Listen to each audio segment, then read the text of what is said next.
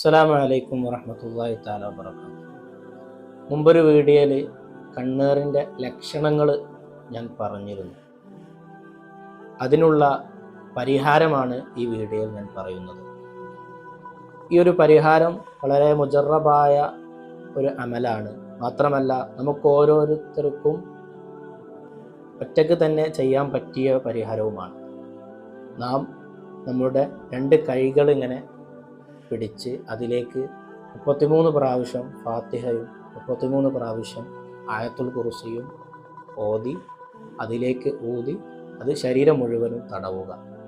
ഇങ്ങനെ തുടർച്ചയായി 7 ദിവസം ചെയ്യുക. കണ്ണേറുമായി ബന്ധപ്പെട്ട എല്ലാ പ്രയാസങ്ങൾക്കും അതിന് പരിഹാരമാണ്. അല്ലാഹു പരിശുദ്ധ ഖുർആന്റെ ബർക്കത്ത് കൊണ്ട് നമ്മുടെ അത്തരം പ്രയാസങ്ങളെല്ലാം നീക്കിത്തരട്ടെ.